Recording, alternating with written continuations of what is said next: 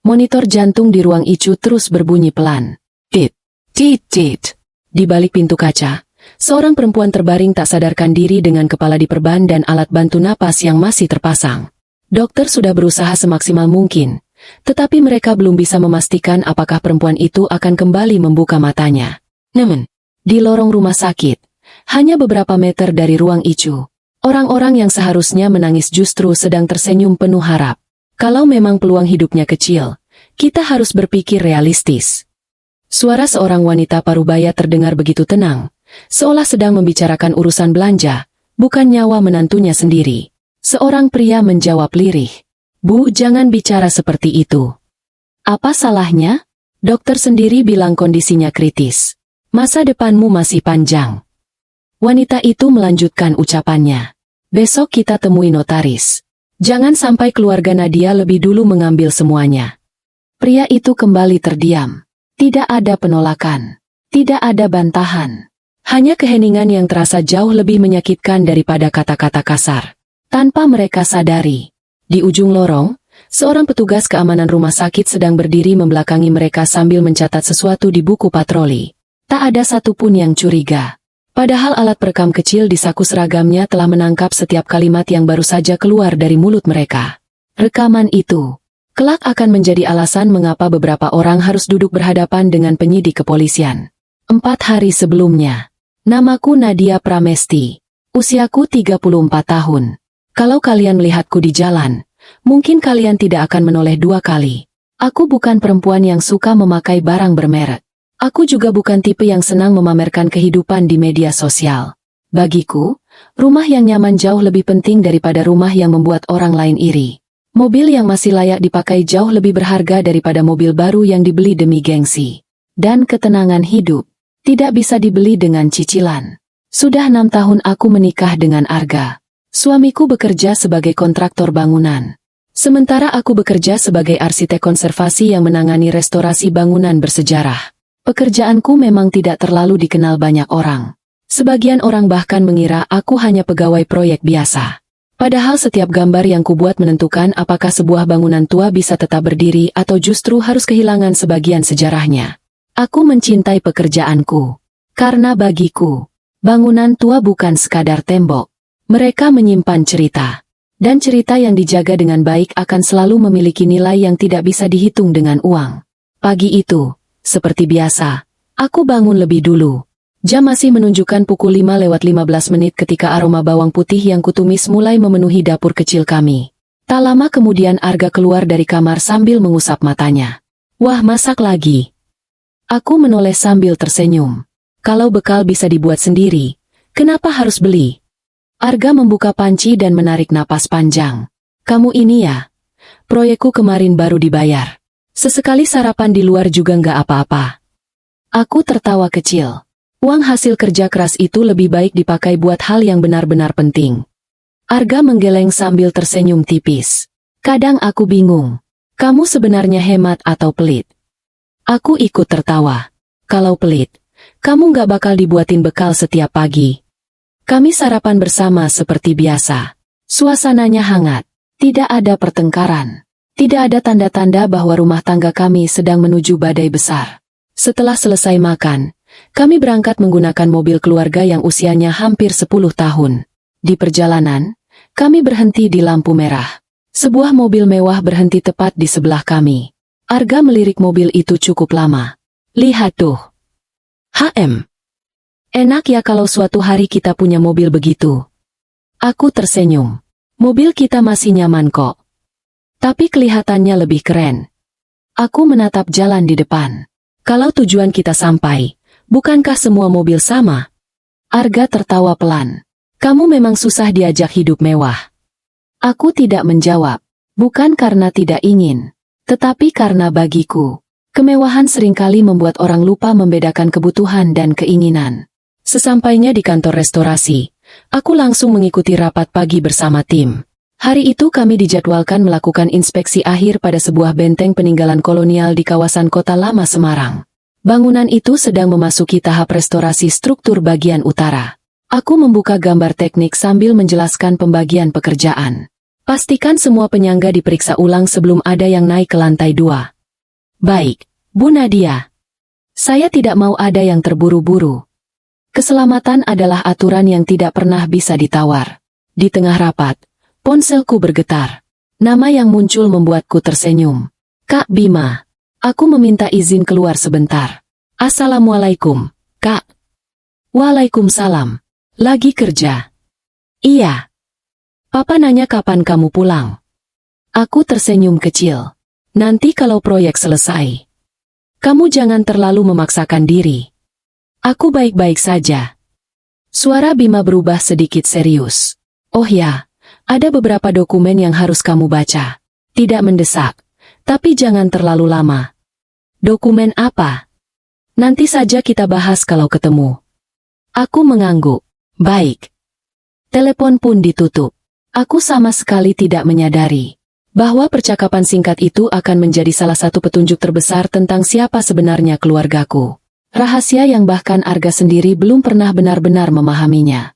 Aku kembali masuk ke ruang rapat. Kalau begitu kita berangkat sekarang. Seluruh tim berdiri. Beberapa kendaraan proyek mulai bergerak menuju lokasi restorasi. Di dalam mobil, aku memandangi benteng tua yang mulai terlihat dari kejauhan. Langit pagi tampak cerah. Angin bertiup pelan. Tak ada firasat buruk sedikit pun. Aku bahkan sempat berpikir, hari itu akan berjalan seperti hari-hari biasanya. Aku tidak tahu bahwa beberapa jam lagi, satu kecelakaan akan mengubah hidupku, membuka topeng orang-orang yang selama ini kupanggil keluarga, dan menyeret mereka ke dalam penyesalan yang tidak akan pernah bisa diperbaiki. Pagi itu, kawasan kota lama Semarang mulai ramai oleh aktivitas para pekerja. Benteng tua yang menjadi lokasi restorasi berdiri kokoh dari kejauhan. Usianya sudah lebih dari 1 abad. Sebagian dindingnya mulai rapuh, sementara beberapa sisi bangunan masih ditopang rangka besi agar aman selama proses pemugaran. Aku turun dari mobil sambil mengenakan helm proyek, rompi keselamatan, dan membawa gulungan gambar struktur. Selamat pagi, Bu Nadia. Pagi. Bagaimana hasil pengecekan semalam? Seorang teknisi senior mendekat. Sebagian besar aman. Tinggal sisi utara yang masih perlu diperiksa lagi. Aku mengangguk. Aku ingin melihatnya langsung. Kami berjalan melewati lorong batu yang masih dipenuhi perancah. Bau semen basah bercampur kayu tua memenuhi udara. Setiap beberapa langkah, aku berhenti mencocokkan kondisi bangunan dengan gambar restorasi yang kubawa. Bagian ini jangan disentuh dulu, kataku sambil menunjuk salah satu dinding. Kalau dipaksa dibongkar sekarang, bebannya bisa berpindah. Baik, Bu. Aku memang dikenal cukup cerewet soal keselamatan. Banyak pekerja sempat mengeluh karena merasa aku terlalu teliti. Tetapi selama bertahun-tahun bekerja, aku belajar satu hal. Kesalahan kecil di proyek bisa dibayar dengan nyawa. Sekitar pukul 11 siang, matahari mulai terasa terik. Kami berpindah ke sisi utara benteng. Begitu melihat rangka penyangga, dahiku langsung berkerut. Ada yang mengganti baut pengunci ini. Beberapa pekerja saling berpandangan. Seorang mandor akhirnya mengangkat tangan. Kemarin ada yang longgar, Bu. Jadi kami ganti. Dengan baut yang ini? Iya. Aku langsung jongkok memeriksa. Wajahku berubah serius. Ini bukan spesifikasi yang kita minta. Mandor terlihat gugup. Yang asli belum datang, Bu. Kenapa tetap dipasang? Soalnya pekerjaan bisa terlambat. Aku menarik napas panjang. Terlambat lebih baik daripada ada yang celaka. Aku berdiri lalu menoleh ke seluruh pekerja. Semua turun. Bu, tinggal sedikit lagi. Turun sekarang juga. Nada suaraku kali ini jauh lebih tegas. Beberapa pekerja mulai turun dari perancah. Namun tepat saat itu, aku melihat seorang teknisi muda bernama Fajar masih berada di atas. Ia sedang memeriksa retakan dinding sambil membelakangi kami. Fajar. Ia menoleh. Iya, Bu. Turun sekarang. Belum sempat ia menjawab. Terdengar suara logam berderit. Krek. Semua orang spontan mendongak. Salah satu penyangga utama mulai bergeser. Semua menjauh, teriakku. Fajar justru membeku di tempat. Mungkin karena panik. Mungkin karena tidak tahu harus melompat kemana. Dalam hitungan detik aku berlari menaiki tangga perancah. Bu Nadia, jangan. Aku tidak memedulikannya. Yang kupikirkan saat itu hanya satu. Anak itu harus turun. Aku berhasil menarik tangan Fajar. Lompat. Tapi Bu. Lompat sekarang. Fajar akhirnya melompat ke arah pekerja lain yang sudah bersiap menangkapnya. Saat aku hendak turun, suara retakan itu terdengar semakin keras. Braa! Penyangga besi patah. Sebagian dinding bata tua ikut ambruk. Aku hanya sempat menoleh sebentar sebelum semuanya berubah gelap. Saat membuka mata, pandanganku buram. Suara orang-orang terdengar saling bersahutan. Bu Nadia! Ambulans! Cepat! Aku mencoba menggerakkan tangan. Tubuhku terasa sangat berat. Kepalaku seperti dihantam ribuan palu. Ada sesuatu yang mengalir di pelipisku. Dar! Samar-samar kulihat Fajar menangis sambil memegang tanganku. Maaf, Bu, maaf. Aku ingin mengatakan bahwa semua akan baik-baik saja. Tetapi bibirku tak mampu bergerak. Dunia kembali gelap. Di lokasi proyek, ambulans tiba kurang dari 10 menit kemudian. Tim medis langsung memasang penyangga leher dan membawa Nadia ke tandu. Tekanan darah turun. Napas tidak stabil. Cepat ke IGD. Sirene ambulans memecah jalanan kota lama. Sementara di dalam ambulans, dokter terus berusaha mempertahankan kondisi Nadia. Di tempat lain, Arga sedang memeriksa progres pembangunan ruko ketika ponselnya berdering. Nomor yang tidak dikenalnya membuat ia ragu mengangkat. Halo? Apakah benar ini suami Ibu Nadia Pramesti? Iya. Kami dari Rumah Sakit Bakti Nusantara. Jantung Arga langsung berdegup lebih cepat. Istri Bapak mengalami kecelakaan kerja. Wajahnya mendadak pucat. Bagaimana kondisinya? Tolong Bapak segera datang. Kalimat itu membuat tangan Arga gemetar. Tanpa berpamitan panjang kepada anak buahnya, ia langsung berlari menuju mobil. Sepanjang perjalanan, pikirannya dipenuhi berbagai kemungkinan buruk. Berkali-kali ia mencoba menelepon Nadia, namun tidak pernah tersambung. 2 jam kemudian, lampu ruang operasi masih menyala. Arga duduk sendiri di lorong rumah sakit dengan wajah penuh kecemasan. Tangannya terus menggenggam ponsel. Tak lama kemudian, seseorang datang tergesa-gesa. Arga! Ia menoleh. Ibunya, Ratih. Di belakangnya menyusul Kevin.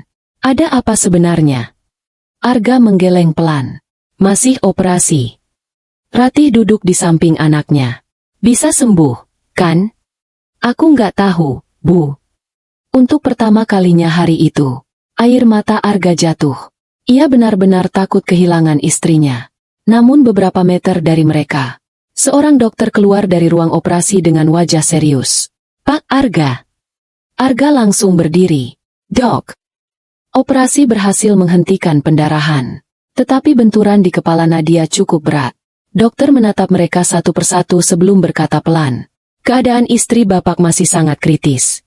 48-72 jam ke depan akan menjadi masa yang sangat menentukan. Kalimat itu membuat lorong rumah sakit mendadak sunyi. Tak seorang pun berbicara. Mereka hanya menatap pintu ICU yang perlahan terbuka. Tanpa ada yang menyadari bahwa kabar tentang kondisi kritis Nadia justru akan membangunkan keserakahan yang selama ini tersembunyi di hati sebagian orang. Pintu ruang ICU menutup kembali. Arga masih berdiri mematung di depan kaca, memandangi tubuh Nadia yang dipenuhi selang infus dan berbagai alat medis. Dadanya terasa sesak. Ia baru beberapa jam lalu melihat istrinya tersenyum sambil menyiapkan bekal. Kini, ia hanya bisa berharap monitor di samping tempat tidur itu terus berbunyi. Ratih berjalan mendekat. Dokternya bilang apa lagi? Arga mengusap wajahnya. Mereka belum bisa memastikan kapan Nadia sadar. Ratih mengangguk pelan. Namun raut wajahnya tidak menunjukkan kesedihan yang mendalam. Justru ia terlihat seperti sedang memikirkan sesuatu. Malam mulai turun. Kevin keluar membeli kopi. Arga masih belum beranjak dari depan ruang ICU. Ratih memperhatikan anaknya beberapa saat sebelum berkata pelan. Kamu makan dulu. Nanti saja. Kalau kamu sakit, siapa yang urus semuanya? Arga hanya menggeleng. Aku di sini saja. Ratih akhirnya berjalan menuju ruang tunggu. Di sana Kevin baru saja kembali. Ia menyerahkan segelas kopi kepada ibunya. Gimana? Ratih melirik ke arah Arga yang masih berdiri cukup jauh. Masih belum sadar. Kevin menghela napas. Kalau sampai lama begitu. Ratih tidak langsung menjawab. Ia justru membuka tas tangan dan mengeluarkan sebuah map bening. Kevin memperhatikan. Itu apa? Dokumen yang kemarin tidak sengaja ibu lihat di rumah mereka. Kevin membuka map tersebut. Di dalamnya terdapat beberapa lembar fotokopi dokumen perusahaan. Sebagian besar berisi istilah hukum dan keuangan yang sulit dipahami. Aku nggak ngerti. Ratih menunjuk salah satu halaman. Lihat ini. Kevin membaca pelan. Perjanjian pengelolaan investasi. Iya. Memangnya kenapa? Ibu pernah lihat Nadia sering menerima surat seperti ini. Kevin mengangkat alis. Berarti dia punya investasi. Ratih tersenyum tipis. Bukan cuma punya. Ibu yakin jumlahnya besar. Kevin mulai terlihat antusias. Arga tahu? Sepertinya tidak.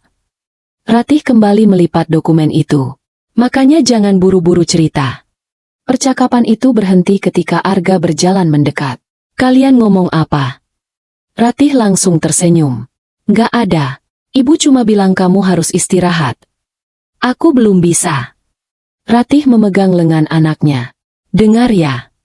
Kalau nanti Nadia sudah sadar, syukur. Tapi kalau ternyata...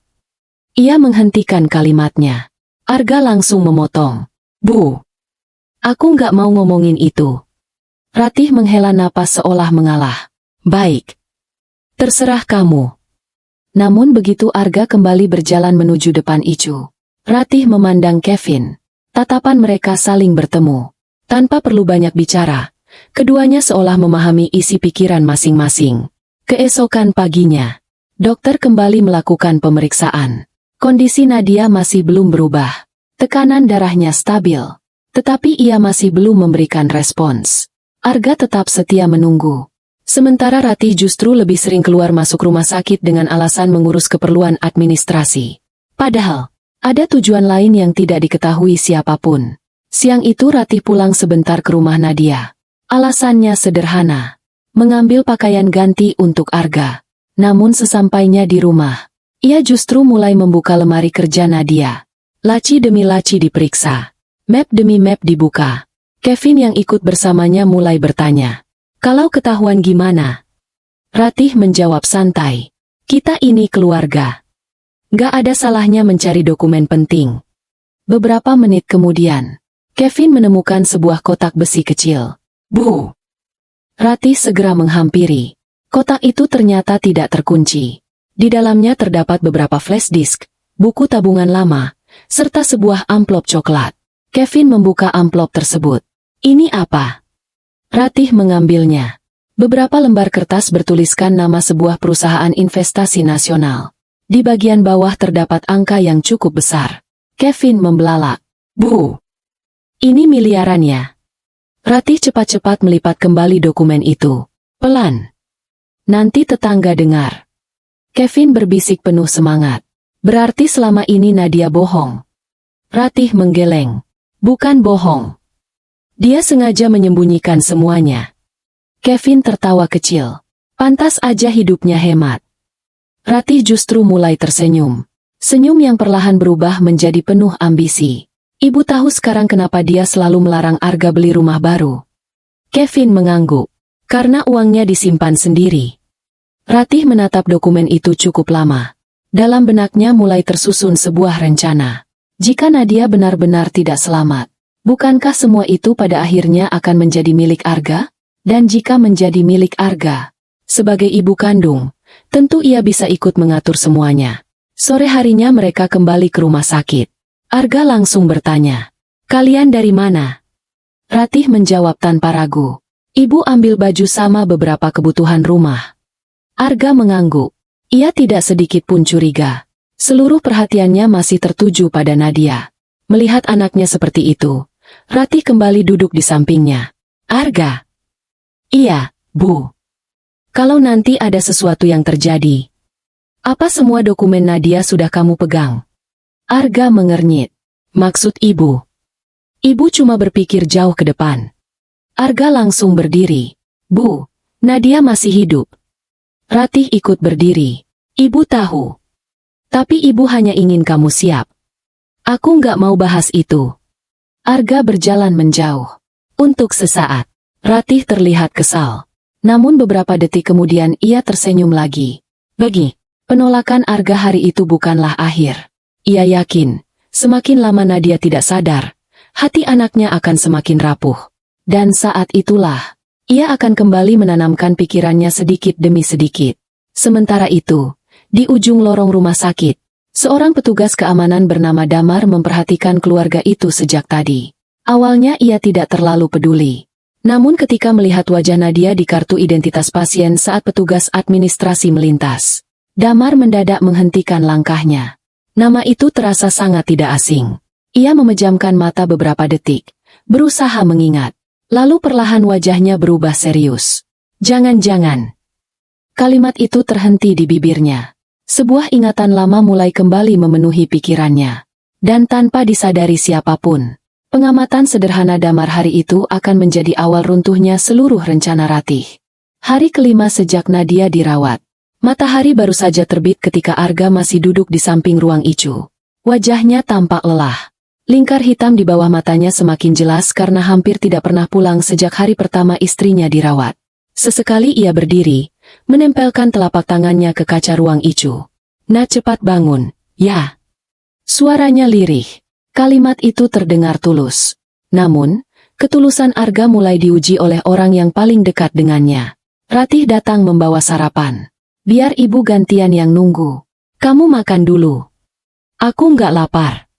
Ratih memaksa kotak makanan itu ke tangan Arga. "Kamu harus kuat." Arga akhirnya menurut. Mereka berjalan menuju kantin rumah sakit. Begitu Arga masuk ke antrean makanan, Ratih memberi isyarat kepada Kevin yang sejak tadi menunggu di parkiran. "Ayo." Mereka meninggalkan area kantin dan menuju sebuah kafe kecil yang letaknya tidak jauh dari rumah sakit. Di sana, seseorang sudah menunggu. Seorang pria berusia sekitar 50 tahun mengenakan jas abu-abu berdiri menyambut mereka. "Bu Ratih." "Pak Surya." Pria itu adalah seorang notaris yang sudah cukup lama dikenal Ratih melalui komunitas bisnis tempat ia sering berkumpul. Mereka duduk di sudut ruangan. Pak Surya membuka pembicaraan. "Jadi, apa yang ingin ibu konsultasikan?" Ratih menarik napas pelan, lalu berkata dengan nada dibuat sedih. "Menantu saya sedang kritis. Innalillahi, semoga segera sembuh." Ratih mengangguk, tetapi wajahnya tidak benar-benar menunjukkan kesedihan. "Masalahnya begini, Pak. Anak saya selama ini tidak pernah tahu urusan investasi istrinya. Kalau nanti terjadi sesuatu, bagaimana proses pengurusannya?" Pak Surya menjawab hati-hati. "Kalau hanya ingin mengetahui prosedur, tentu bisa dijelaskan. Tapi seluruh aset tetap harus mengikuti aturan hukum dan dokumen kepemilikannya." Ratih mengangguk pelan. "Lalu kalau suaminya ingin mengambil alih pengelolaan?" Pak Surya menggeleng. "Tidak sesederhana itu. Apalagi kalau asetnya berada di bawah perusahaan investasi." Kalimat terakhir membuat Ratih sedikit terkejut. "Jadi Bapak tahu?" Pak Surya tersenyum tipis. "Saya hanya berbicara secara umum." Ratih tidak melanjutkan. Ia mulai sadar bahwa urusan ini mungkin lebih rumit daripada yang dibayangkannya. Namun bukannya menyerah. Ia justru semakin penasaran. Selesai bertemu notaris, Ratih dan Kevin kembali ke rumah sakit. Di perjalanan, Kevin berkata pelan, "Berarti kita harus tahu dulu semua asetnya." Ratih mengangguk. "Dan yang paling penting, Arga harus ada di pihak kita." Siang harinya, Arga sedang duduk sendiri ketika Ratih menghampiri. "Arga." "Iya, Bu. Ibu mau ngomong sebentar." Arga mengangguk. Ratih menatap anaknya cukup lama sebelum berkata, "Kamu masih muda." Arga langsung memahami arah pembicaraan itu. "Bu, dengar dulu." Ratih melanjutkan. "Kalau ibu bilang kalau Nadia tidak selamat, kamu tidak mungkin hidup sendirian terus." Arga mengembuskan napas panjang. "Aku belum kepikiran sejauh itu. Ibu justru harus memikirkan." "Aku capek, Bu." Ratih memegang tangan anaknya. "Ibu cuma tidak ingin hidupmu ikut hancur." Arga menunduk. Ia tidak menjawab. Diamnya Arga membuat Ratih merasa ucapannya mulai masuk ke dalam pikirannya. Sore itu, Ratih menghubungi seseorang. Halo, Maya. Tante. Kamu lagi sibuk? Enggak. Besok sempat ketemu. Bisa. Tante mau ngobrol. Baik. Percakapan itu singkat, namun cukup membuat Kevin yang duduk di sampingnya tersenyum. Mulai ya, Bu. Ratih membalas dengan anggukan kecil. Kalau Arga punya teman baru, lama-lama dia juga bisa melupakan Nadia. Kevin terkekeh pelan. Mereka sama sekali tidak merasa bersalah. Malam harinya, kondisi rumah sakit mulai sepi. Arga akhirnya tertidur di kursi ruang tunggu karena kelelahan. Ratih dan Kevin mengira tidak ada orang lain yang memperhatikan mereka. Mereka berjalan ke ujung lorong. Ratih berbisik, "Besok Maya datang." Kevin mengangguk. Kalau Arga masih menolak, pelan-pelan saja. Nanti juga luluh. Lagi pula dokter belum bisa memastikan Nadia akan bangun. Kevin tertawa pelan. Kalau memang tidak bangun, semuanya jadi lebih mudah. Ratih ikut tersenyum. Iya. Arga dapat hidup baru. Kita juga bisa mengurus semua hartanya. Tinggal pastikan keluarga Nadia tidak ikut campur. Mereka tidak tahu. Hanya sekitar 10 meter dari tempat mereka berdiri, Damar sedang melakukan patroli malam. Ia tidak sengaja mendengar potongan percakapan itu. Awalnya ia ingin berlalu begitu saja. Namun ketika mendengar nama Nadia disebut berkali-kali, langkahnya berhenti. Ia memilih berdiri di balik dinding lorong. Seluruh pembicaraan Ratih dan Kevin terdengar semakin jelas. Damar tidak bergerak, tidak menyela, tidak menegur. Ia hanya mendengarkan. Setelah keduanya pergi, Damar mengeluarkan ponselnya. Ia membuka daftar kontak yang sudah bertahun-tahun tidak pernah disentuh. Jarinya berhenti pada satu nama. Bima Pramesti. Ia menatap nama itu cukup lama. Lama sekali kita tidak bertemu, Pak. Damar menarik napas, lalu menekan tombol panggil. Telepon berdering sekali, 2 kali, 3 kali, hingga akhirnya terdengar suara pria dari seberang sana. Halo. Damar berdiri tegak. Selamat malam, Pak Bima. Saya Damar, mantan Kepala Keamanan Pramesti Capital. Beberapa detik suasana menjadi sunyi. Lalu suara Bima berubah serius. Damar. Iya, Pak. Ada apa? Damar menoleh ke arah ruang ICU tempat Nadia dirawat. Saya rasa adik Bapak sedang dalam bahaya. Di seberang sambungan telepon, suasana mendadak hening. Bima Pramesti tidak langsung menjawab. Ia baru saja menyelesaikan rapat bersama jajaran direksi ketika panggilan dari nomor yang sudah bertahun-tahun tidak muncul itu masuk ke ponselnya. Damar. Iya, Pak. Kamu di mana sekarang? Saya sedang bertugas di Rumah Sakit Bakti Nusantara. Nada bicara Damar terdengar tenang, tetapi cukup untuk membuat Bima berdiri dari kursinya. Kamu tadi bilang adik saya dalam bahaya. Iya, Pak. Bukan hanya karena kecelakaannya, melainkan karena orang-orang di sekitarnya. Kalimat itu membuat wajah Bima berubah serius. Apa maksudmu? Damar tidak langsung menjawab. Saya tidak enak menjelaskan lewat telepon. Tapi saya sudah mendengar beberapa percakapan yang menurut saya harus Bapak ketahui. Bima berjalan menuju jendela ruang kerjanya. Ceritakan. Damar mulai mengulang seluruh percakapan Ratih dan Kevin selama 2 hari terakhir. Tentang rencana menemui notaris. Tentang keinginan menguasai investasi Nadia. Tentang pembicaraan mengenai perempuan lain. Bahkan, tentang kalimat yang mengatakan semuanya akan lebih mudah jika Nadia tidak pernah bangun lagi. Setelah mendengar semuanya, Bima menutup mata beberapa detik. Ia mengenal adiknya lebih baik daripada siapapun. Sejak kecil, Nadia memang selalu memilih memendam masalahnya sendiri. Ia tidak pernah suka merepotkan keluarga. Bahkan setelah menikah pun, Nadia berkali-kali meminta keluarganya untuk tidak ikut campur dalam kehidupan rumah tangganya. Karena itulah Bima selalu menjaga jarak.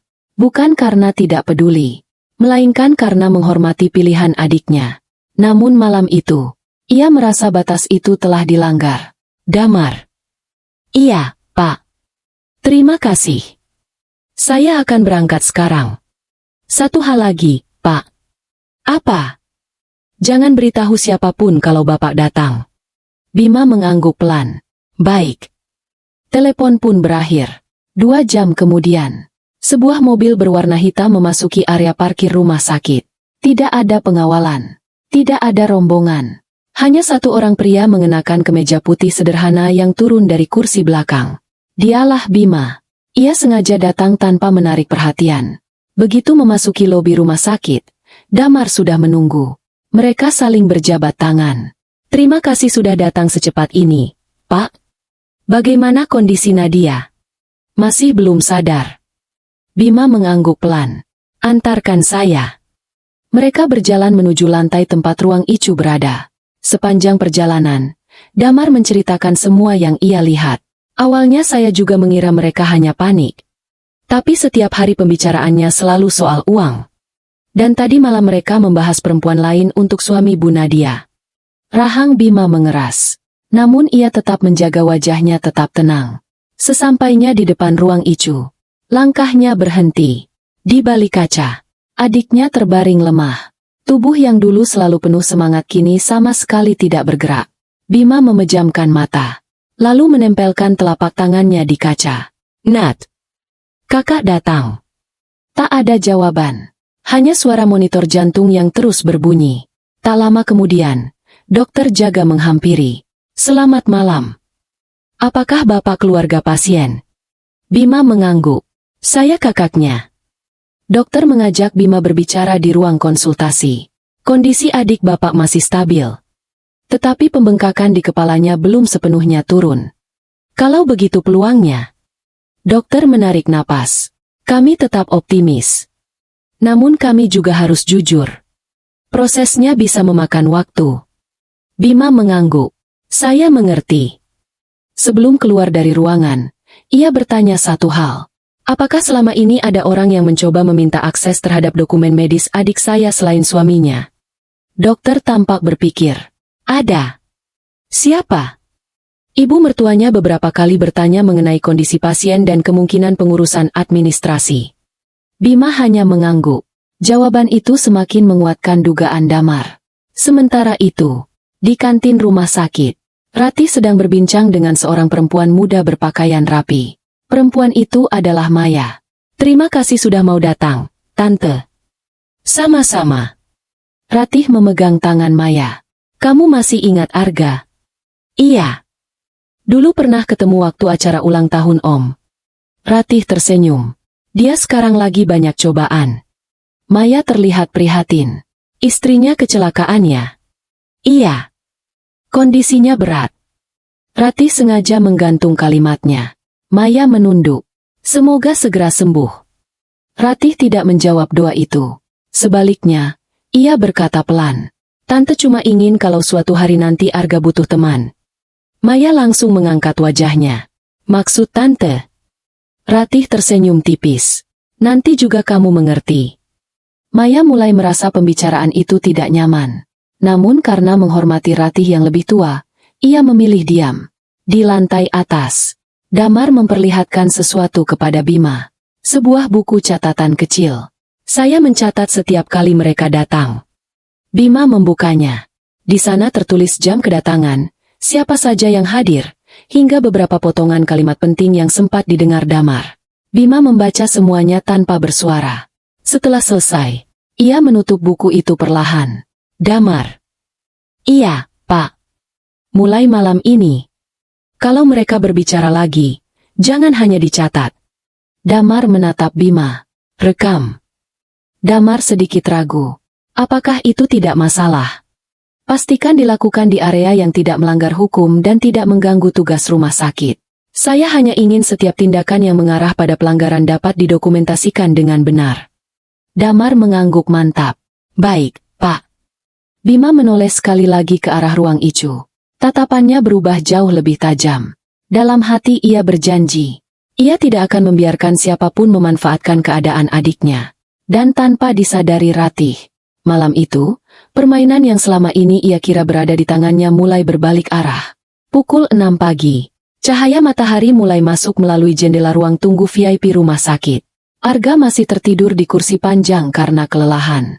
Jaketnya dijadikan bantal. Di sampingnya, gelas kopi semalam masih belum disentuh.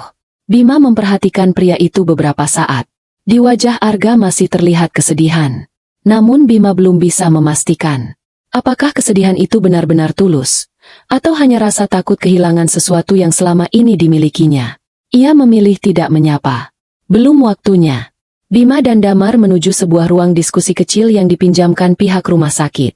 Begitu pintu tertutup, Bima mengeluarkan sebuah map hitam dari tas kulit yang dibawanya. Damar. Iya, Pak. Ada satu hal yang selama ini bahkan suami Nadia tidak tahu. Bima membuka map tersebut. Di dalamnya terdapat beberapa dokumen perusahaan, sertifikat investasi, serta laporan keuangan. Saya tahu Bu Nadia orang yang sederhana. Tapi saya tidak pernah menyangka. Damar menghentikan ucapannya ketika melihat angka-angka di dalam laporan itu. Nilainya bukan ratusan juta. Bukan pula 1 atau 2 miliar. Aset yang dikelola atas nama Nadia mencapai puluhan miliar rupiah. Seluruhnya tercatat dalam skema pengelolaan profesional melalui perusahaan keluarga. Bima menutup kembali map itu. Nadia memang sengaja tidak pernah membicarakan semua ini. Kenapa, Pak? Bima tersenyum tipis. Karena dia ingin dicintai sebagai Nadia. Bukan karena kekayaan keluarganya. Ingatan Bima melayang beberapa tahun ke belakang. Hari ketika Nadia pertama kali memperkenalkan Arga kepada keluarga. Saat itu Arga hanyalah kontraktor kecil dengan beberapa proyek bangunan rumah tinggal. Ayah mereka sempat bertanya, "Kamu yakin?" Nadia mengangguk mantap. "Aku tidak mencari orang kaya. Aku hanya ingin laki-laki yang mau berjuang bersamaku." Ayah mereka tersenyum. Kalau begitu ayah tidak akan ikut campur. Namun sebelum pernikahan berlangsung, Nadia mengajukan satu permintaan kepada seluruh keluarganya. "Tolong jangan pernah menunjukkan siapa kita. Aku ingin membangun rumah tanggaku tanpa bayang-bayang nama keluarga." Permintaan itu disetujui. Sejak hari itulah, tidak ada satupun anggota keluarga yang datang menggunakan mobil mewah ketika menghadiri acara keluarga Arga. Tidak ada yang memperkenalkan jabatan. Tidak ada yang memamerkan kekayaan. Semuanya menghormati keinginan Nadia. Kembali ke masa sekarang. Damar menghela napas panjang. Kalau begitu, selama ini Bu Nadia memang menyembunyikan semuanya. Bukan menyembunyikan. Bima mengoreksi. Dia hanya menjaga privasinya. Dia selalu bilang, kalau suatu hari ada orang yang berubah hanya karena tahu latar belakangnya, berarti orang itu memang tidak pernah benar-benar mencintainya. Kalimat itu membuat Damar terdiam. Kini ia mulai memahami mengapa Bima tampak begitu kecewa. Bukan karena harta, melainkan karena kepercayaan adiknya mulai dikhianati. Tak lama kemudian, seorang perempuan memasuki ruangan. Usianya sekitar 40 tahun. Ia mengenakan setelan kerja sederhana. "Selamat pagi, Pak. Silakan duduk, Bu Rina." Damar baru mengetahui bahwa perempuan itu adalah kepala divisi legal perusahaan keluarga Pramesti. Bima langsung membuka pembicaraan. "Saya ingin memastikan satu hal. Apakah seluruh aset atas nama Nadia masih aman?" Bu Rina membuka tablet yang dibawanya. "Sudah saya cek sejak tadi malam." "Bagaimana hasilnya?" "Semuanya aman. Tidak ada perpindahan kepemilikan. Tidak ada akses yang berhasil." Bima mengangguk pelan. "Lalu dokumen fisiknya?" "Sebagian besar berada di ruang penyimpanan perusahaan. Yang ada di rumah Bu Nadia hanyalah salinan." Mendengar jawaban itu, Damar ikut merasa lega. Berarti dokumen yang sempat ditemukan Ratih sebenarnya tidak cukup untuk menguasai apapun. Namun Bu Rina kembali berkata, "Ada satu hal yang perlu Bapak ketahui." "Apa itu?"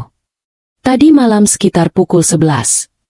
Seseorang mencoba menghubungi layanan informasi investor menggunakan data pribadi Bu Nadia." Bima langsung menatapnya. "Siapa?" "Belum diketahui. Karena verifikasi identitas gagal. Petugas langsung menghentikan prosesnya." Suasana ruangan mendadak sunyi. Bima perlahan menyandarkan tubuhnya. Berarti mereka sudah mulai mencoba. Bu Rina mengangguk. "Sepertinya begitu." Di sisi lain rumah sakit, Ratih sedang berbicara dengan Kevin. "Waktu kita tidak banyak." Kevin mengangguk. "Kalau Nadia sadar duluan, semuanya bisa berubah." Ratih menggigit bibirnya pelan. "Makanya kita harus tahu semua data yang dia simpan." "Tapi bagaimana caranya?" Ratih berpikir sejenak, lalu berkata pelan, "Arga pasti tahu kata sandi ponselnya." Kevin langsung memahami maksud ibunya. Tinggal kita cari kesempatan. Mereka tidak sadar. Dari balik rak majalah di ruang tunggu, Damar baru saja melewati lorong itu sambil membawa map administrasi. Ia tidak berhenti, tidak menoleh, tetapi telinganya menangkap jelas percakapan tersebut. Kini Damar semakin yakin, apa yang dilakukan Ratih bukan lagi sekadar obrolan keluarga. Rencana mereka mulai mengarah pada tindakan yang dapat melanggar hukum. Sementara itu, di ruang Icu, jari tangan Nadia bergerak sangat pelan. Hampir tidak terlihat. Seorang perawat yang sedang memeriksa infus sempat menghentikan langkahnya. Ia memperhatikan monitor, lalu menatap wajah Nadia. Bu Nadia. Kelopak mata Nadia masih tertutup, namun ujung jarinya kembali bergerak. Sangat kecil, sangat pelan. Perawat itu segera menekan tombol panggil dokter. Di luar ruangan, belum ada seorang pun yang mengetahui bahwa tubuh Nadia mulai memberikan respons. Dan jika perkembangannya terus membaik, mungkin tidak lama lagi ia akan membuka mata. Sementara di luar Icu, Ratih dan Kevin justru sedang mempercepat rencana mereka, tanpa menyadari bahwa waktu mereka untuk bergerak semakin sempit. Suasana di ruang Icu mendadak lebih sibuk daripada biasanya. Dua orang dokter bersama beberapa perawat segera melakukan pemeriksaan setelah melihat respons kecil dari tangan Nadia. Bu Nadia, bisa dengar suara saya? Belum ada jawaban. Namun monitor menunjukkan perubahan yang cukup baik dibandingkan hari sebelumnya. Dokter senior mengangguk pelan. Respons saraf mulai muncul. Teruskan observasi. Di luar ruangan, Arga yang baru saja membeli air mineral melihat beberapa tenaga medis bergegas masuk ke Icu. Ia langsung menghampiri. Dok, ada apa? Tenang, Pak. Istri Bapak menunjukkan perkembangan. Mata Arga langsung berbinar. Maksudnya dia akan sadar. Dokter tersenyum tipis. Kami belum bisa memastikan kapan. Tapi ini pertanda baik. Arga spontan menangkupkan kedua tangannya. Alhamdulillah. Ucapan syukur itu keluar begitu saja. Ia segera menelepon ibunya. Bu. Dokter bilang Nadia mulai ada perkembangan. Di seberang telepon, Ratih yang sedang berada di parkiran rumah sakit mendadak terdiam. Perkembangan. Iya. Katanya mulai merespons. Ratih tidak menjawab selama beberapa detik. Oh, begitu. Nanti ibu naik. Begitu telepon ditutup, wajah Ratih berubah. Ia menoleh kepada Kevin yang sedang duduk di sampingnya. Nadia mulai sadar. Kevin ikut terkejut. Cepat sekali. Ratih mengepalkan tangan. Kalau dia sadar, semuanya bisa berantakan. Sore harinya, dokter akhirnya mengizinkan satu orang keluarga masuk selama beberapa menit. Arga menjadi orang pertama yang diperbolehkan masuk. Ia duduk di samping tempat tidur Nadia. Tangannya menggenggam tangan istrinya. Nat, kalau kamu bisa dengar, aku di sini. Air mata kembali mengalir di pipinya. Aku janji, kamu pasti sembuh. Di balik kelopak matanya yang masih tertutup, Nadia sebenarnya mulai mendengar suara-suara di sekitarnya. Masih samar, seperti berasal dari tempat yang sangat jauh. Namun perlahan, suara itu semakin jelas. Ia mengenali suara Arga. Ingin sekali ia membuka mata. Tetapi tubuhnya belum sanggup. Malam harinya, karena mengira Nadia masih benar-benar tidak sadar, Ratih mengajak Arga keluar sebentar untuk makan. Dokter juga bilang kamu harus istirahat. Arga akhirnya menurut. Mereka pergi ke kantin. Ruangan Icu kembali sepi. Hanya terdengar suara alat medis. Beberapa menit kemudian, Ratih kembali melewati lorong Icu bersama Kevin. Mereka berhenti tepat di dekat pintu. Ratih melihat ke dalam melalui kaca. Gak ada perubahan. Kevin mengangguk. Lihat saja. Ratih berkata pelan. Kalau sampai seminggu belum sadar, kita lanjutkan saja semua rencananya. Kevin ikut berbisik. Arga masih ragu. Nanti juga berubah. Tiap hari lihat istrinya begini. Lama-lama dia capek sendiri. Ratih tersenyum tipis. Aku sudah bilang sama Maya. Kalau waktunya tepat. Dia mulai dekat dengan Arga. Kevin tertawa kecil. Kasihan juga si Nadia. Ratih justru menjawab dengan nada dingin. Orang sakit tidak bisa dipaksa hidup terus. Yang hidup harus tetap melanjutkan hidupnya. Mereka sama sekali tidak tahu Di balik pintu itu, kesadaran Nadia mulai kembali. Meski matanya belum mampu terbuka sempurna, pendengarannya bekerja jauh lebih baik daripada yang mereka kira. Setiap kalimat masuk ke telinganya dengan jelas. Air mata perlahan mengalir dari sudut matanya. Bukan karena rasa sakit di kepala, melainkan karena kata-kata yang baru saja didengarnya. Beberapa menit kemudian dokter kembali masuk. "Bu Nadia." Kelopak mata Nadia bergerak. Sangat pelan.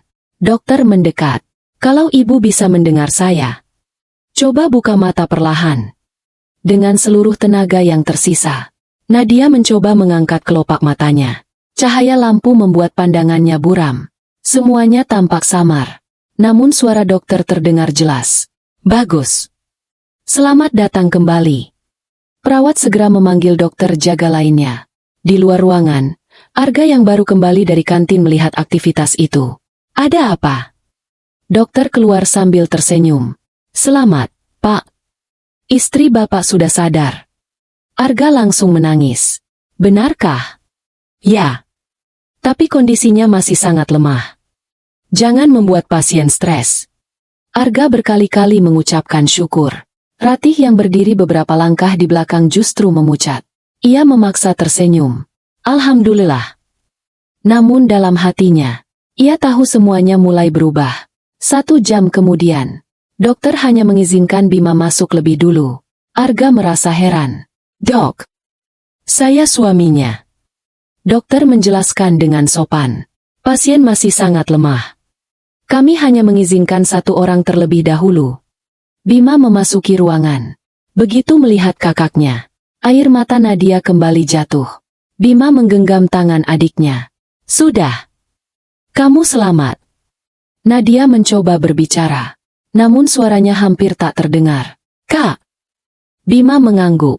"Jangan bicara dulu. Aku hanya ingin bertanya 1 hal." Nadia menatap kakaknya. "Selama kamu belum sadar, apakah kamu sempat mendengar sesuatu?" Beberapa detik Nadia terdiam. Lalu, dengan mata yang masih dipenuhi air mata, ia mengangguk sangat pelan. Bima langsung memahami. Berarti, bukan hanya Damar yang menjadi saksi. Nadia sendiri telah mendengar sebagian pengkhianatan itu dengan telinganya sendiri. Dan sejak saat itu, Bima memutuskan 1 hal. Ia tidak akan lagi hanya mengumpulkan bukti. Ia akan membiarkan semua orang yang telah berkhianat merasa aman terlebih dahulu, sebelum menjatuhkan mereka dalam 1 langkah yang tidak akan pernah mereka lupakan. Keesokan paginya, kabar bahwa Nadia telah sadar membuat suasana rumah sakit berubah. Perawat datang silih berganti untuk memeriksa kondisinya. Dokter spesialis saraf menjelaskan bahwa meskipun Nadia telah melewati masa kritis, proses pemulihannya masih panjang. Ibu tidak boleh banyak berpikir.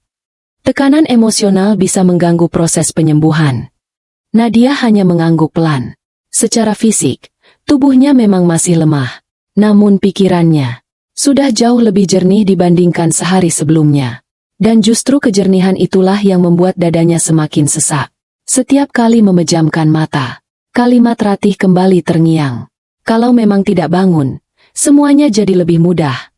Lalu suara Kevin, "Kita tinggal urus hartanya." Dan yang paling menyakitkan, keheningan Arga. Nadia tidak pernah mendengar suaminya ikut merencanakan kejahatan itu. Tapi, ia juga tidak mendengar Arga menghentikan semua pembicaraan tersebut. Itulah yang terus menghancurkan hatinya. Menjelang siang, Arga akhirnya diizinkan masuk. Begitu melihat Nadia membuka mata, ia langsung tersenyum lega. "Nat, alhamdulillah. Akhirnya kamu sadar." Arga menggenggam tangan istrinya. Tangannya terasa dingin. "Aku benar-benar takut kehilangan kamu." Nadia menatap wajah suaminya cukup lama.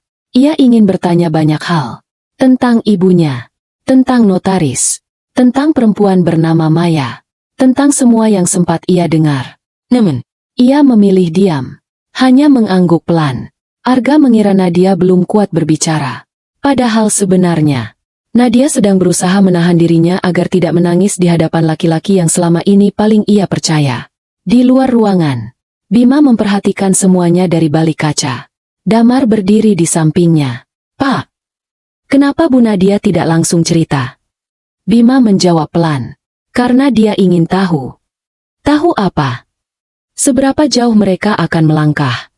Sore harinya, ketika Arga pulang sebentar untuk mandi, Bima masuk ke ruang perawatan. Pintu ditutup rapat. Hanya ada mereka berdua. Nadia menoleh. Bima duduk di samping tempat tidur. Aku tidak akan memaksamu. Tapi aku ingin mendengar semuanya langsung darimu. Beberapa detik Nadia hanya memandangi langit-langit ruangan. Lalu suaranya yang masih lemah akhirnya terdengar. Aku dengar. Bima menggenggam tangan adiknya. Dengar apa? Ibu Arga. Kevin. Mereka bilang. Air mata Nadia kembali jatuh. Mereka sudah bicara soal hartaku. Padahal aku masih hidup. Ruangan itu kembali sunyi. Bima membiarkan Nadia menangis. Ia tahu, air mata itu bukan hanya karena rasa sakit, melainkan karena kepercayaan yang runtuh dalam satu malam. Beberapa menit kemudian Nadia kembali berkata, aku juga dengar. Mereka mau mengenalkan perempuan lain. Suara Nadia semakin lirih. Aku pikir Arga akan marah. Tapi ia tidak sanggup melanjutkan kalimatnya. Bima memahami maksud adiknya. Yang paling melukai Nadia bukanlah ucapan Ratih, melainkan kenyataan bahwa Arga tidak benar-benar berdiri di sisinya. Setelah Nadia sedikit tenang, Bima mengeluarkan sebuah flash disk dari sakunya. Ada sesuatu yang harus kamu tahu. Nadia menatap kakaknya. Apa? Damar merekam sebagian percakapan mereka. Nadia tampak terkejut. Direkam. Bima mengangguk. Tapi aku belum akan memperdengarkannya sekarang. Kenapa? Karena kondisi kamu belum cukup kuat. Nadia terdiam. Lalu perlahan mengangguk. Ia percaya kepada kakaknya. Menjelang malam, Bu Rina dari divisi legal datang menemui Bima. Pak, ada perkembangan. Bagaimana? Semalam kembali ada upaya masuk ke akun investasi Bu Nadia.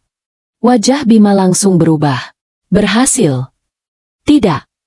Sistem langsung memblokir akses. Alamat perangkatnya. Bu Rina membuka laptop.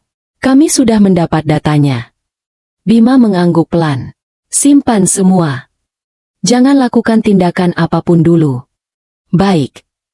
Di sisi lain, Rati sedang berbicara dengan Kevin di area parkir. Kalau Nadia sudah sadar, kita harus bergerak lebih cepat. Kevin tampak gugup. Tapi kalau dia sudah bisa bicara, Ratih menjawab tanpa ragu. Selama belum pulih total, kita masih punya kesempatan. Kevin mengangguk. Lalu Arga. Ratih tersenyum tipis. Besok aku akan membawanya bertemu Pak Surya lagi. Kali ini Arga yang harus ikut. Tapi jangan bilang soal pengalihan aset. Kita bilang saja mau konsultasi administrasi. Kevin mulai tersenyum. Ide bagus. Mereka sama sekali tidak sadar. Beberapa meter dari tempat mereka berdiri, sebuah kamera CCTV rumah sakit mengarah tepat ke lokasi itu. Dan dari ruang keamanan, Damar sedang memperhatikan layar monitor dengan wajah serius. Ia memang tidak bisa mendengar isi pembicaraan melalui CCTV. Tetapi ia melihat dengan jelas siapa saja yang bertemu. Jam berapa mereka datang. Berapa lama mereka berbicara. Semuanya mulai ia catat dengan rapi sebagai bagian dari kronologi. Malam itu, sebelum pulang, Bima kembali masuk ke ruang Nadia. Nat. Iya, Kak. Kamu percaya sama kakak? Nadia mengangguk tanpa ragu. Percaya. Kalau begitu, mulai besok. Anggap saja kamu belum tahu apa-apa. Nadia memandang kakaknya. Maksudnya, biarkan mereka merasa rencana mereka berjalan lancar. Semakin mereka merasa aman, semakin banyak kesalahan yang akan mereka buat sendiri. Nadia menarik napas panjang. Ia tidak pernah menyukai tipu daya. Tetapi kali ini, ia mengerti. Menghadapi orang yang tega mengkhianati saat dirinya berada di ambang maut tidak bisa hanya mengandalkan air mata. Ia harus bersabar dan membiarkan kebenaran menemukan jalannya sendiri. Sementara di luar rumah sakit, Rati sudah tersenyum puas. Ia yakin permainan masih berada di tangannya. Padahal tanpa ia sadari, setiap langkah yang ia ambil justru sedang membawanya semakin dekat menuju kehancuran. 2 hari kemudian, kondisi Nadia terus membaik. Meski masih harus menjalani perawatan intensif, dokter mulai mengizinkannya duduk di kursi roda selama beberapa jam setiap hari. Secara fisik, wajah Nadia memang masih pucat, namun sorot matanya sudah kembali tajam. Di balik sikap tenangnya, ia terus mengingat setiap ucapan yang pernah didengarnya saat berada di antara sadar dan tidak sadar. Tidak ada satupun yang terlupakan. Pagi itu Arga datang membawa bubur kesukaan Nadia. "Nat, aku beli yang kamu suka." Nadia tersenyum tipis. "Terima kasih." Percakapan mereka terasa canggung. Arga mengira itu karena Nadia masih lemah. Padahal, Nadia sedang berusaha melihat apakah masih ada ketulusan di mata suaminya. Setelah beberapa menit berbincang, Arga berkata pelan, "Nanti siang aku izin keluar sebentar." "Kemana?" "Bu bilang ada urusan administrasi yang harus dibereskan." Nadia hanya mengangguk. "Oke." Ia tidak bertanya lebih jauh. Namun begitu Arga keluar, Bima yang sejak tadi berada di lorong langsung masuk. "Kak, tadi Arga bilang mau urus administrasi." Bima tersenyum tipis. "Aku sudah tahu." Nadia tampak bingung. "Kakak tahu dari mana?" "Karena memang itu yang sedang kita tunggu." Menjelang siang, Arga, Ratih, dan Kevin berangkat menuju kantor Pak Surya. Di sepanjang perjalanan, Arga terlihat beberapa kali bertanya, "Bu, sebenarnya kita mau mengurus apa?" Ratih menjawab santai, "Cuma tanya-tanya soal administrasi. Supaya nanti kalau Nadia pulang, semuanya lebih gampang." Arga mengangguk. Ia tidak lagi curiga. Sesampainya di kantor notaris, Pak Surya menyambut mereka dengan ramah. "Silakan duduk." Beberapa berkas telah tersusun rapi di atas meja.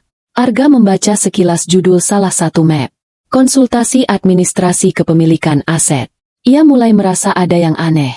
"Bu, ini maksudnya apa?" Ratih segera menjawab, "Kita cuma konsultasi. Kan gak ada salahnya." Pak Surya memandang mereka satu persatu. "Lalu, apa yang ingin ditanyakan?" Ratih membuka pembicaraan. "Begini, Pak. Kalau nanti Nadia masih harus lama menjalani pemulihan, apakah Arga bisa membantu mengurus investasi istrinya?" Pak Surya langsung menggeleng. "Tidak bisa." Ratih tampak kecewa. "Kenapa?" "Karena seluruh kewenangan tetap berada pada pemilik aset. Lalu kalau istrinya memberikan kuasa, itu berbeda. Tapi harus dilakukan secara sadar dan sukarela." Arga mulai mengernyit. "Bu, kenapa ibu tanya soal investasi?" Ratih tersenyum canggung. "Ibu cuma berjaga-jaga." Pak Surya lalu berkata, "Saya juga perlu mengingatkan. Kalau ada upaya mengakses aset tanpa hak, konsekuensinya bisa menjadi masalah hukum." Kalimat itu membuat Kevin menelan ludah. Namun Ratih tetap berusaha terlihat tenang. "Baik, Pak." Sementara itu, di rumah sakit, Bu Rina masuk ke ruang rawat Nadia bersama Bima. "Pak, hasil penelusurannya sudah lengkap." Bima menerima sebuah map. Di dalamnya terdapat laporan dari sistem keamanan perusahaan. Tercatat 2 kali percobaan masuk ke akun investasi Nadia menggunakan data pribadi yang benar. Namun selalu gagal pada tahap verifikasi akhir.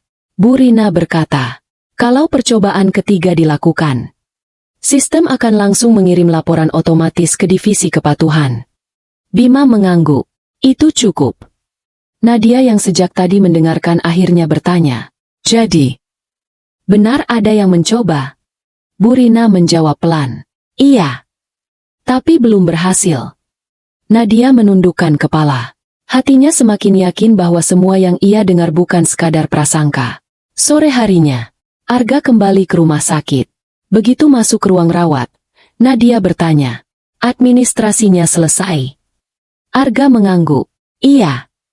Tapi ternyata banyak yang gak bisa diurus." Nadia menatap suaminya. "Lalu?" "Pak Notaris bilang semuanya harus tetap atas persetujuan pemilik." Nadia hanya menjawab singkat, "Oh." Ia tidak menunjukkan ekspresi apapun. Arga mengira istrinya memang tidak tertarik membahas urusan keuangan. Padahal, di dalam hati Nadia muncul satu pertanyaan yang terus mengganggunya.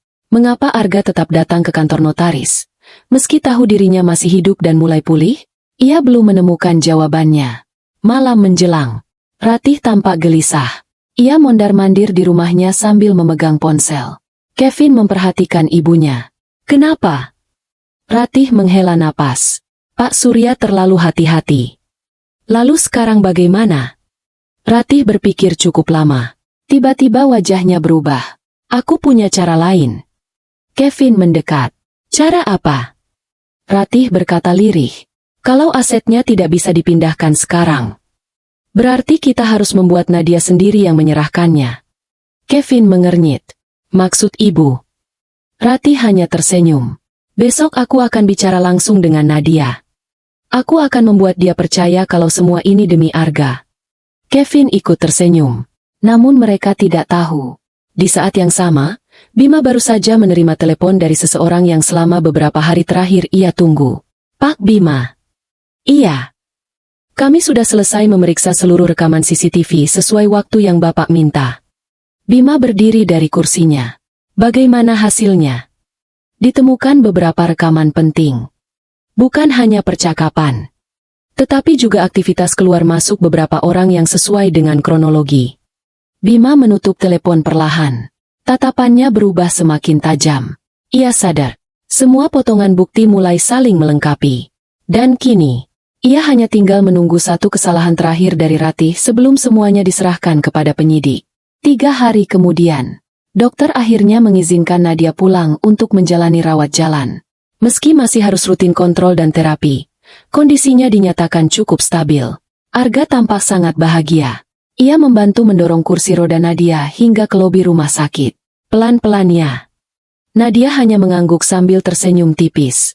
Selama perjalanan pulang, tak banyak percakapan di antara mereka. Bukan karena tidak ada yang ingin dibicarakan, melainkan karena terlalu banyak pertanyaan yang belum memiliki jawaban. Sesampainya di rumah, Ratih sudah lebih dulu datang.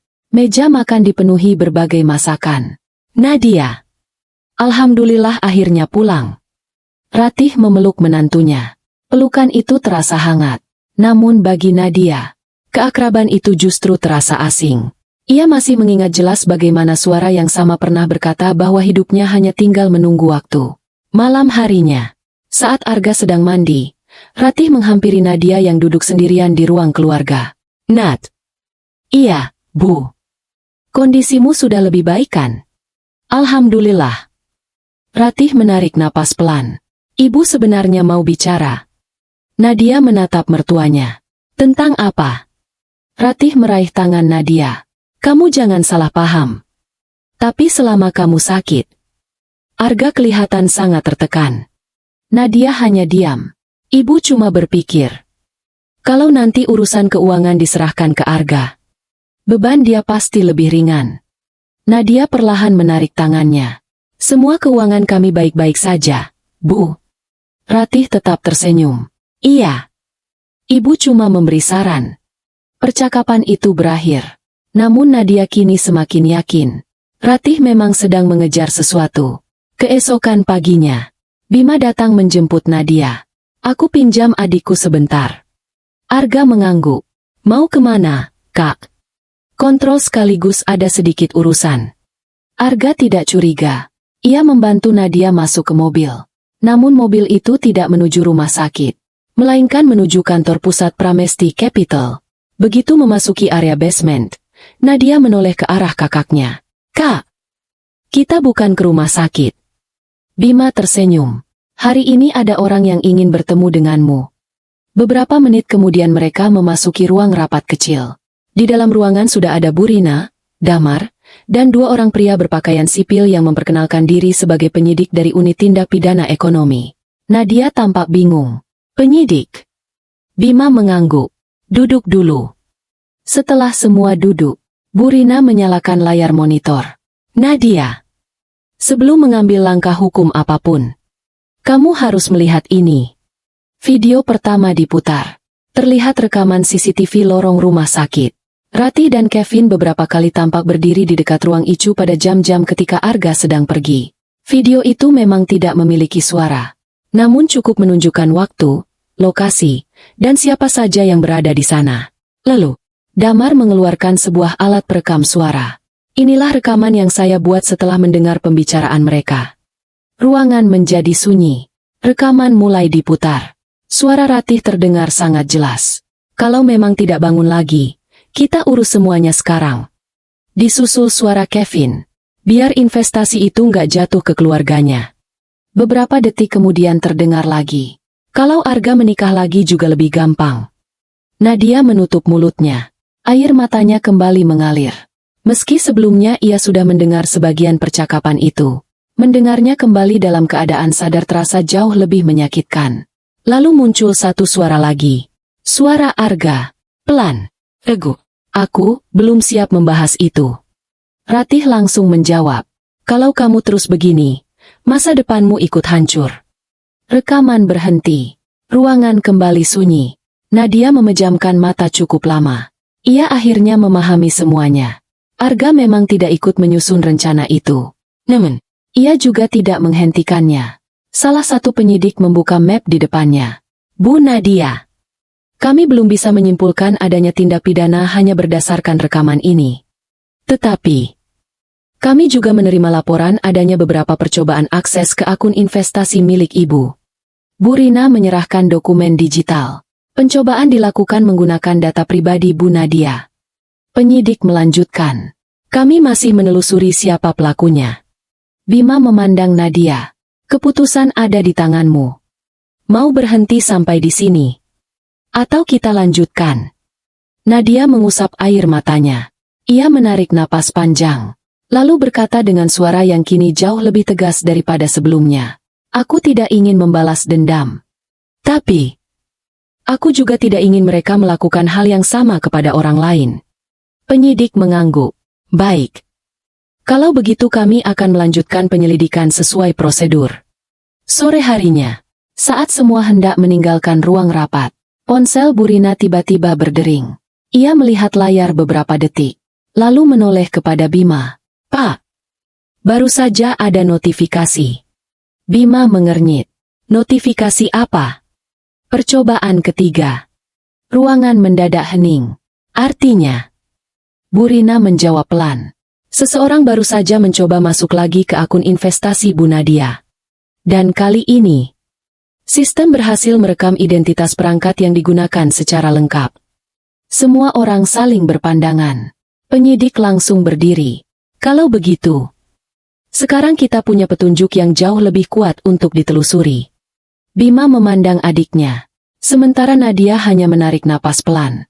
Ia tidak pernah menyangka bahwa bahkan setelah dirinya pulang dari rumah sakit, masih ada orang yang belum berhenti berusaha mengambil sesuatu yang bukan menjadi haknya. Dan orang itu, sebentar lagi akan membuat kesalahan terbesar dalam hidupnya. Suasana ruang rapat berubah serius. Salah seorang penyidik segera menghubungi tim digital forensik. Jangan ada yang menghubungi pihak manapun dulu. Kita pastikan dulu asal aksesnya. Bu Rina menyerahkan seluruh log sistem yang baru saja diterima. Di layar terlihat waktu percobaan masuk, alamat perangkat, jenis ponsel, lokasi jaringan internet yang digunakan. Semua tercatat otomatis. Beberapa menit kemudian, telepon dari tim digital masuk. Penyidik Arya berbicara. Iya. Baik. Saya mengerti. Arya menutup telepon. Ia menatap semua orang di ruangan. Kami sudah mendapatkan lokasi perangkat. Nadia tanpa sadar menggenggam tangan kakaknya. Di mana? Arya menjawab tenang. Masih berada di kota Semarang.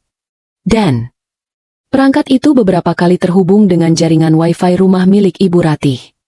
Ruangan langsung hening. Bima tidak menunjukkan ekspresi, namun rahangnya mengeras. Sementara Nadia menutup matanya perlahan.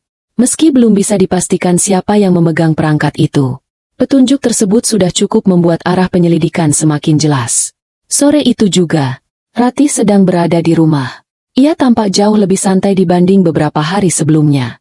Menurutnya, tidak ada yang perlu dikhawatirkan. Nadia sudah pulang. Arga kembali bekerja. Semua terlihat berjalan normal. Kevin datang membawa minuman. Bu. Iya. Menurut Ibu aman. Ratih mengangguk. Nggak ada yang tahu. Lagi pula kita belum berhasil masuk. Kevin tertawa kecil.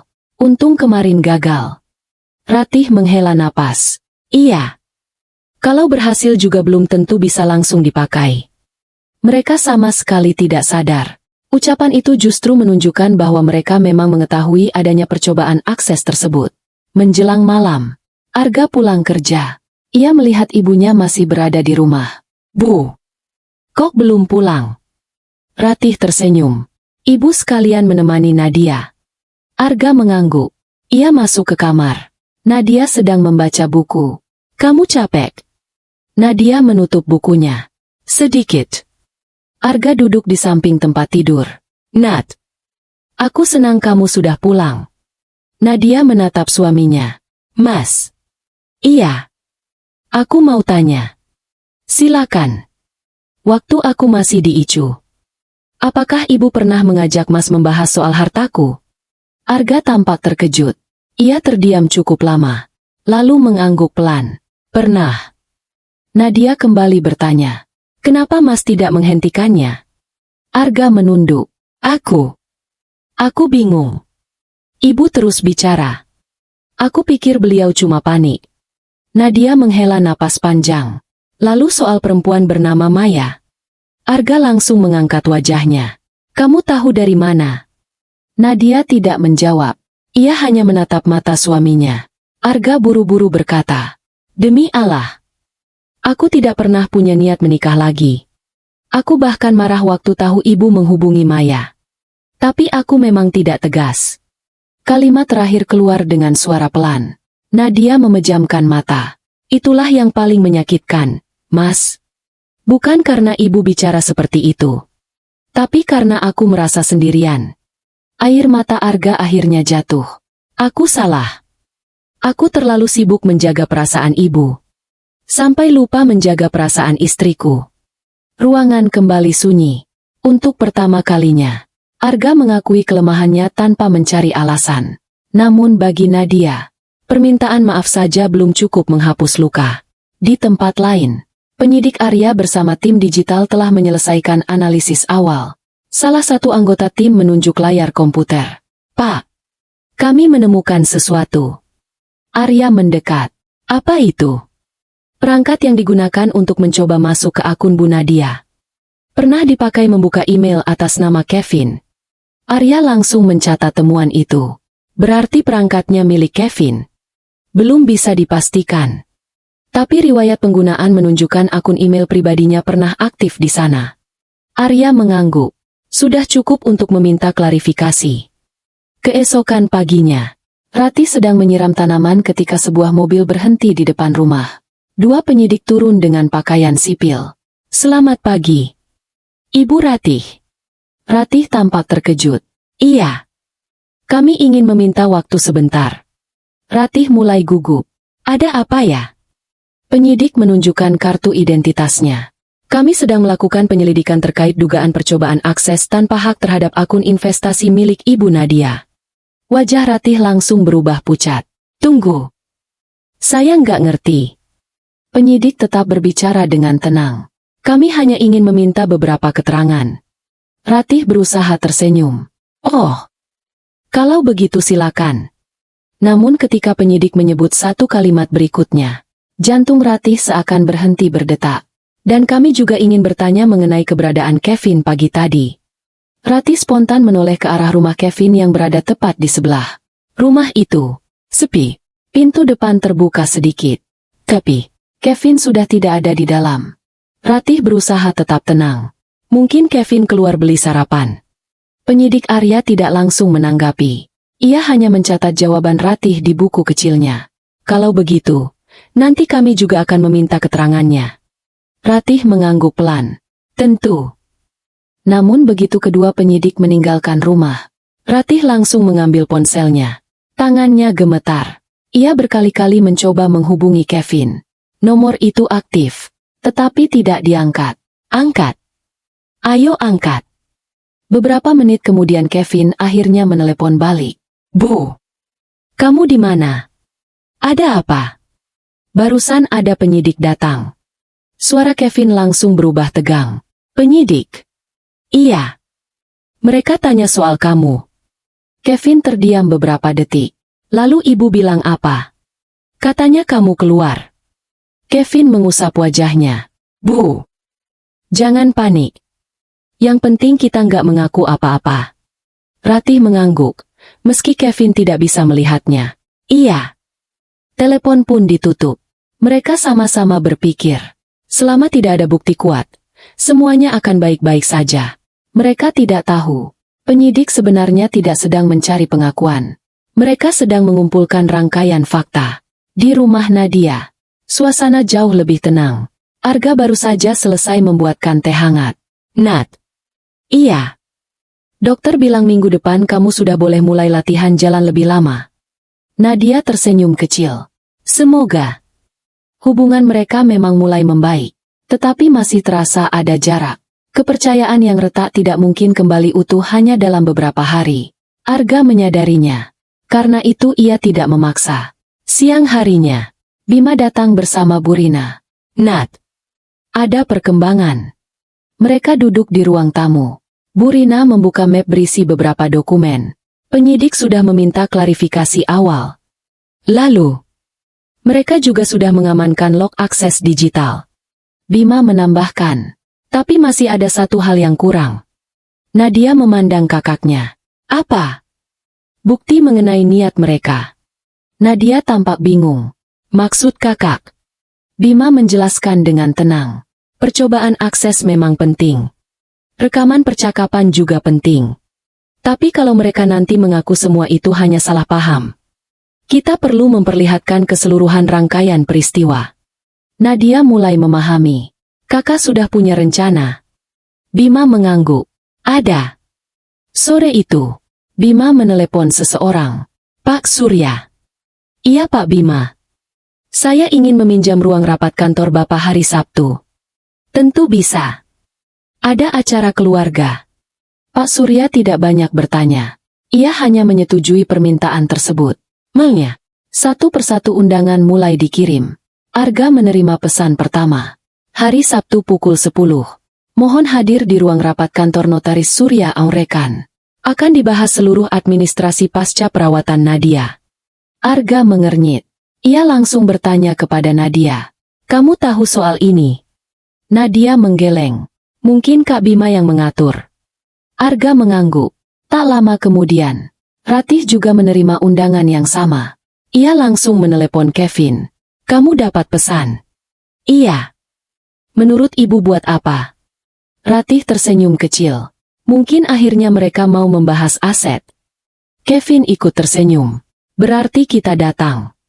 Ratih mengangguk mantap. Tentu. Mereka justru merasa undangan itu menguntungkan mereka. Yang tidak mereka ketahui. Di waktu yang sama, penyidik Arya juga menerima undangan. Damet, Burina, Pak Surya, bahkan 2 orang saksi dari pihak rumah sakit. Semuanya diminta hadir. Namun isi undangan kepada masing-masing orang berbeda. Tidak ada yang mengetahui siapa saja yang akan datang. Malam sebelum hari pertemuan, Nadia duduk di balkon rumah. Angin berembus pelan. Arga datang membawa selimut. Nanti masuk angin. Ia menyelimuti bahu istrinya. Beberapa saat mereka hanya diam. Lalu Arga berkata, Nat, aku tahu mungkin kamu belum bisa memaafkan aku. Nadia tidak menjawab. Aku juga nggak akan memaksa. Tapi apapun yang terjadi besok, aku akan bertanggung jawab. Nadia menoleh. Benarkah? Arga mengangguk. Kalau memang ibu salah, aku akan mengatakan beliau salah. Kalimat itu terdengar sederhana. Namun bagi Nadia, itu adalah pertama kalinya Arga benar-benar memilih berdiri pada apa yang benar, bukan sekadar mengikuti ibunya. Nadia menarik napas panjang. Ia belum tahu apakah masih ada harapan untuk rumah tangganya. Tapi setidaknya, untuk pertama kalinya sejak kecelakaan itu, ia melihat keberanian di mata suaminya. Keesokan harinya, semua orang mulai berdatangan ke kantor notaris. Ratih mengenakan pakaian terbaiknya. Kevin datang dengan wajah percaya diri. Mereka mengira akan menghadiri rapat pembagian administrasi. Namun saat pintu ruang rapat terbuka, senyum di wajah Ratih perlahan menghilang. Di dalam ruangan, sudah duduk Bima, Burina, Damet, Pak Surya, 2 penyidik, dan sebuah layar monitor besar yang sudah menyala. Ratih saling berpandangan dengan Kevin. Perasaan tidak enak mulai muncul. Sementara Nadia, Masuk paling akhir. Ia berjalan perlahan dengan tongkat bantu. Tatapannya lurus ke depan. Hari itu, tidak ada lagi air mata. Yang tersisa hanyalah keberanian untuk mendengar seluruh kebenaran.